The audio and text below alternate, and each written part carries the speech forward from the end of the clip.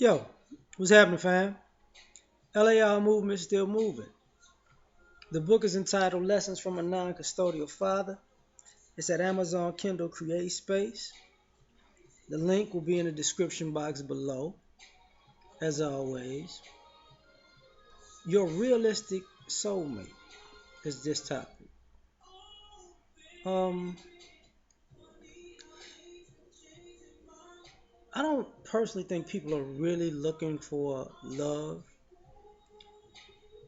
because, and I think people are using all of these ideals and fantasies as a BS reason to act like they want love when they just want to use somebody. They want to con somebody into being their companion to use them. So when people talk about soulmates, I'm like, and I look at attraction and what people are looking for and what people want and what people are gravitating to. There's something that you're naturally attracted to, and then there's something that's just a physical attraction, naturally attracted to a certain type of energy that you're naturally attracted to, you know. And sometimes when you get to know people, a certain type of person um, that you're naturally attracted to. But I think people are just not gravitating to the people that they're naturally attracted to because in some ways these people may be their soulmates and they're who works for them realistically. They're a realistic soulmate. So you might feel like the person that you really want is not your soulmate, but they look the way you think they should look when it pertains to them or for you, because part of this stuff is just delusion. Like, you know, people swear everybody is trying to date up. Everybody's swearing that they're a catch and they deserve somebody who's who they're really not on that other person's level. You know, you ugly, you want to date somebody fine. You fat, you want to date somebody skinny or in shape. You know what I'm saying? You poor, you want to you entitled to date somebody rich. You know,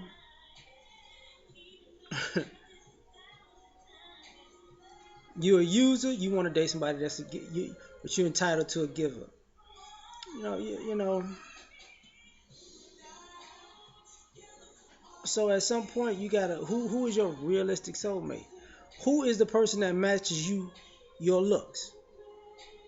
You know, well, are you looking for the top notch man or woman? Are you the top notch man or woman? Are you gonna really look in the mirror and look at yourself and not recognize your flaws or grade yourself objectively towards the rest of the planet? Because if you have these high standards of what a 10 is, what are you? Like, if you need a 10 and you graded yourself as a 10 because you biased, what did your family and friends grade you as? 6, 7? So realistically, if you get an 8 or above, you're an overachiever. But that's hard to say to some people. You know, if if you're a person who's dating for finance, resources, money, etc., right? And you grew up in poverty, and the person you wind up with is middle class or above, um, yeah, you came up, but that's realistically not your soulmate.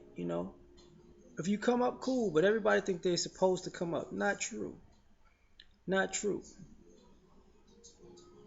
You know, everybody, I don't want to settle. I want somebody on my level. But here's the problem with that. Do you even really want to take a good hard look at your level?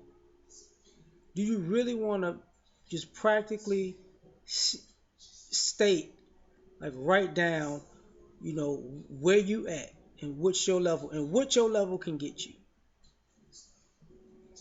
You know, because it comes to who really likes me for me. None of that matters, right? So since your soulmate is superficial, um, where do you stand up on the superficial totem pole? You know, you a chief, you just Indian. Like where you at? You think you a boss, so you deserve a boss, but when you put it on paper, you're not really a boss. You're more like a janitor for the boss. But at the same time, most people don't want to see themselves as that because, like I said, we live in a delusional country. So when you come across these people who actually like you, the person,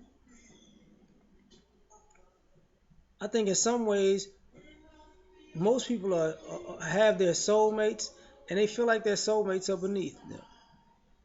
I mean, you can't really be my soulmate. You're not on my level.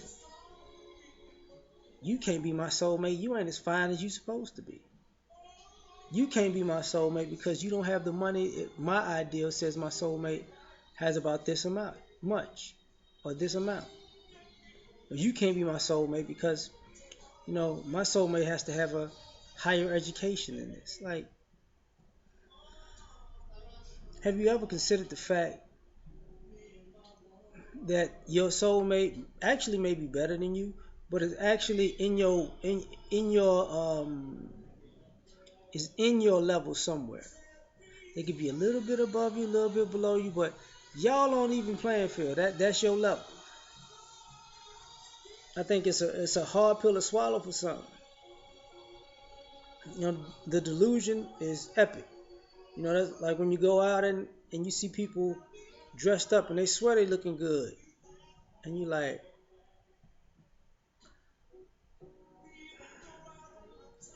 you need some real friends to tell you the truth. That's what you need. You need some real friends that's gonna be honest with you because you came out here looking ridiculous, and you really think you're killing it right now. But it is what it is, right? We're going out for New Year's Eve and you wearing your Easter clothes. Just know, just horrible, right?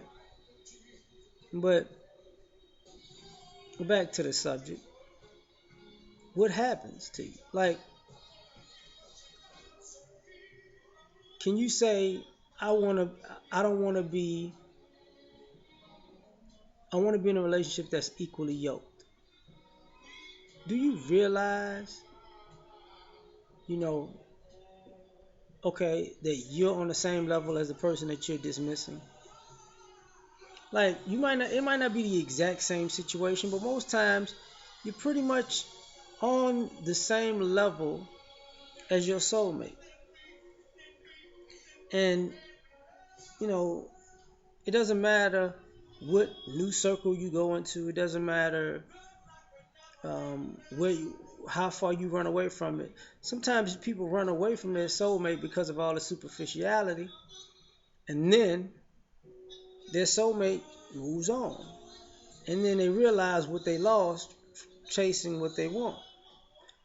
And that's just something you got to live with. Like, you can't cry about that. But and here's the thing, as far as relationships and parenting, this what bothers me because parents are teaching their kids that everybody's kid is special. Everybody's kid is a prize. Not everybody in relationships needs a relationship trophy because they stuck it out, even though they didn't care about each other, and even though they didn't stick it out. So they got these kids coming up with ridiculous ideas about relationships, and they can't admit and they can't see that they're on the same level as their soulmate either, because they've been trained to look for who doing better than you. Because if they ain't doing better than you, they're not your soulmate, which is a dumb idea. Because being loving a person has nothing to do with if you're above them or below them. But this Western world has created that atmosphere. So ultimately, excuse me. So ultimately, guess what? You're gonna get what you get. You know, some people get come up. Some people get the short end of the stick. But most people are not being realistic about their soulmate. And that's all I gotta say about that. I'm out.